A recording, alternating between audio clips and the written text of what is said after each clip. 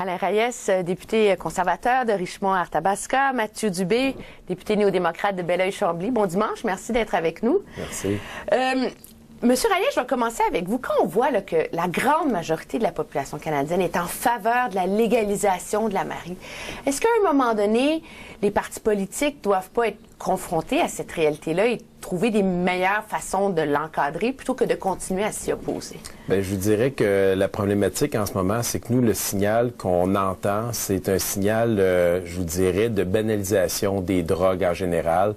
Et on pense qu'il y a d'autres façons de régler ce problème-là en travaillant sur les saines habitudes de vie, ce que les gouvernements font déjà dans toutes les provinces, les organisations. Donc, on pense qu'il y a des grosses problématiques et présentement, on laisse sous-entendre que c'est simple. Donc, c'est clair que pour la personne chez eux qui voit ça, parce qu'on entend parler de la consommation régulière de certaines personnes, on a l'impression que c'est simple comme problème, mais il y a beaucoup de questionnements en termes de sécurité, qu'on pense aux facultés affaiblies dans les véhicules, comment est-ce qu'on va adapter les lois, les enfants, l'accessibilité. Donc, c'est un peu tout ça. Puis, je voudrais juste rajouter, puis je suis convaincu qu'on va s'entendre là-dessus, il y a aussi la question de la décriminalisation. Donc, je dirais que cette étape-là entre les deux serait beaucoup plus intéressante à travailler aujourd'hui. Donc, vous, conservateur, vous seriez en faveur de la décriminalisation? Bien, je dirais qu'en tout cas, moi, présentement, je serais beaucoup plus intéressé à parler de ça présentement que de la légalisation, qui est très différent, mais que pour le commun des mortels, ça a la même connotation. Donc, il faudrait faire en premier lieu la distinction entre les deux cas.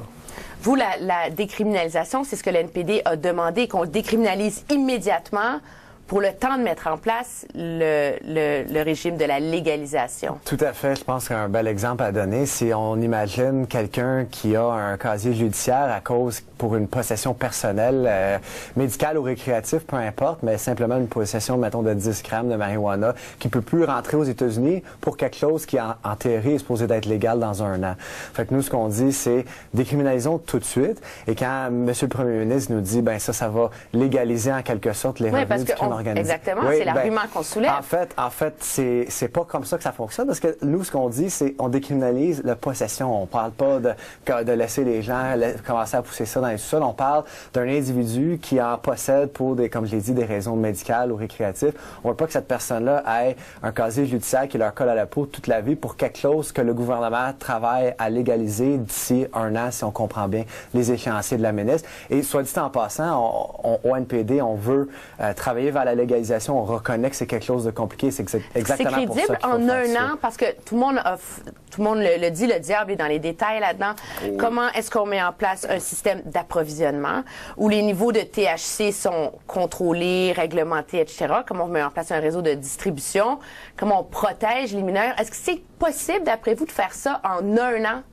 Personnellement, moi, je n'y crois pas du tout. C'est beaucoup trop complexe et c'est ça, je vous dirais, qui fait mal. Quand on dit qu'on banalise, c'est qu'on laisse sous-entendre aux gens que c'est simple, cette procédure-là, la légalisation. C'est extrêmement complexe. Si c'était simple, il y aurait plusieurs pays qui seraient déjà en processus d'y arriver. Présentement, il y a un pays dans le monde, dans le G20, il n'y a aucun pays qui sont même dans le processus. Il y a quelques États, 4 aux États-Unis. Donc, les gens qui laissent sous-entendre qu'aux États-Unis, c'est légalisé, c'est pas vrai. C'est 4 États. Et là, il y a des feuilles de route sur ce qui fonctionne bien. On n'est pas... Tout à fait. Il y a des choses, là, on ne dit pas que tout est mauvais nécessairement dans ça, mais en ce moment, ils commencent à faire les études sociales sur cette situation-là, puis ils sont en train de faire la démonstration, certains chercheurs, qu'il y a des problématiques majeures, que oui, même s'il y a des revenus qui rentrent de taxation, il y a des coûts sociaux et économiques qui vont avec ça. Donc, c'est pas si simple que ça de laisser croire que de légaliser, puis qu'en un an, on peut y arriver. Puis présentement, il y a beaucoup de recherches scientifiques, d'experts. Et écoutez les médecins en parler, là.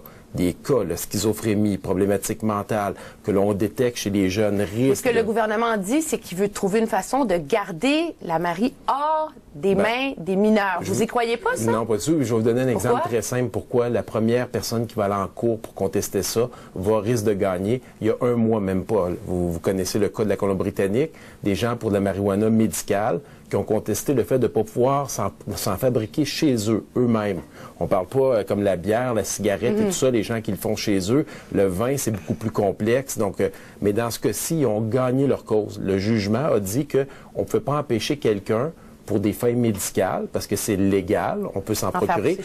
Imaginez la journée qu'on va légaliser, Première personne qui va aller en cours, qui va contester le fait de ne pas pouvoir en pousser chez eux, va gagner. C'est presque sûr. Oui, mais ça ne veut pas dire que cette personne-là va pouvoir permettre à ses enfants d'en fumer. On s'accorde, mais comment maintenant on fait pour contrôler? Quand le gouvernement dit que ça ne sera pas accessible, ça veut dire que quelqu'un va pouvoir en faire pousser chez eux, dans son jardin, dans sa maison, avec un petit pot puis de la terre.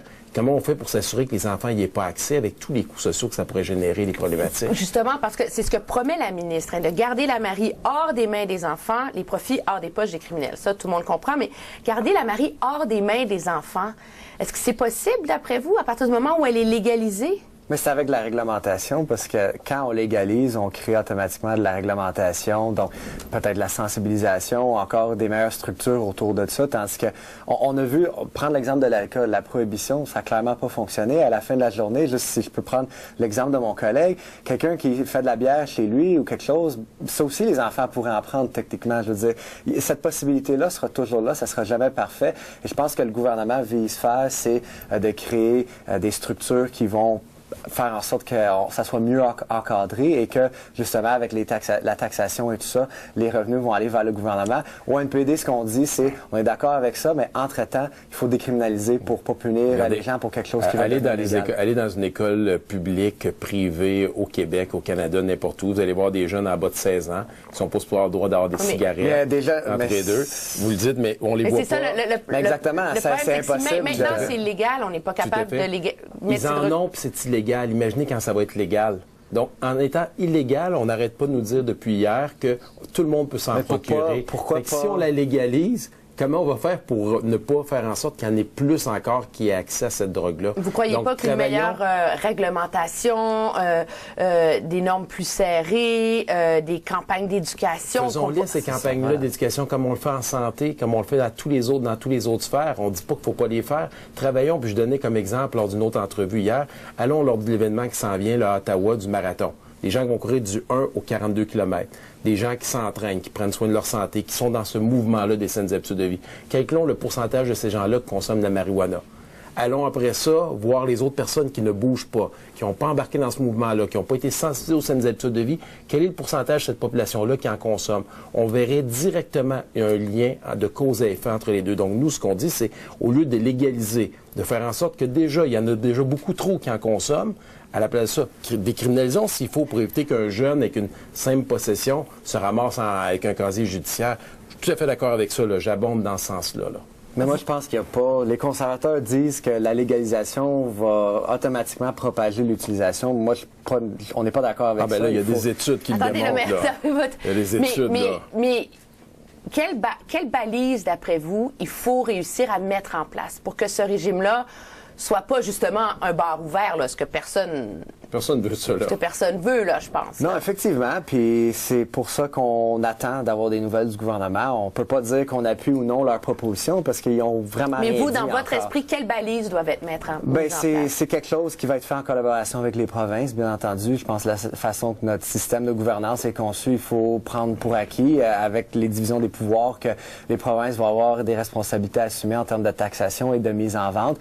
Donc, il faut accepter ça, il faut que ça soit fait en consultation. Donc, je serais pas prêt à m'avancer sur les détails de ça. Je pense que c'est quelque chose qui doit être fait de façon collaborateur. Et pour revenir à l'échéancier d'1 an, j'espère que la ministre est prête à s'asseoir avec ces gens-là, ses collègues provinciaux, par exemple, pour accélérer ce processus-là. Sinon, dans 1 an, ça va être très difficile d'accomplir. Puis je tiens à dire qu'on espère qu'elle va consulter les experts, les médecins. Le 6 avril, il y avait une rencontre à Sainte-Justine avec des experts qui venaient parler de partout en Amérique du Nord, parler des effets néfastes de la consommation. Il y a vraiment une crainte en termes de santé publique là, à ce niveau-là. Est-ce que, en conclusion, M. Reyes, le gouvernement, par ailleurs, Mme Philpott est une médecin. Oui. Je pense qu'elle a clairement exprimé, puis quiconque l'a écouté sur le sujet, ses inquiétudes profondes et légitimes. Donc, c'est pas une ministre qui prend ça à la légère. C'est pas une militante pro-pot, là. Est-ce que ça vous rassure, ça, que ça soit elle qui soit en charge de ce dossier-là? Bien, qu'elle soit médecin, oui, ça me rassure. Si les études sont faites convenablement, si elle va parler avec des experts, si elle s'assure de mettre en place des mesures, ça va être rassurant parce que de toute manière, on peut en parler tant qu'on veut, ils sont majoritaires, ils sont déterminés, ils vont y arriver. Moi, personnellement, comme père de famille, comme député, j'ai des inquiétudes majeures pour l'accessibilité, puis je vous dirais en termes de sécurité. Tantôt, on n'a pas parlé, là, mais on peut dire au Colorado, depuis que c'est légalisé, c'est 13 000 personnes qui ont été interceptées par année en moyenne sous-consommation ou qu'il y a des doutes raisonnables des policiers. Puis, présentement, les outils sont même pas disponibles encore détectés. Puis, contrairement à l'alcool, ça reste sur une courte période de temps. Donc, il y a beaucoup d'éléments en termes de justice qu'on a comme problématique. Mais on partage les mêmes préoccupations. Je pense que personne ne veut faire ça n'importe comment, de façon broche à foin. Il faut le faire comme il faut. Il faut prendre en considération la santé et la sécurité des gens. Mais à la fin de la journée, c'est clairement, on est en 2016, clairement, il y a la volonté de la population d'adapter les lois dans une ère moderne. Entre-temps, décriminalisons et faisons le travail qui est nécessaire pour arriver à une structure qui va convenir. Monsieur Reyes, Monsieur Dubé, je vous remercie d'avoir été avec nous. C'est un plaisir.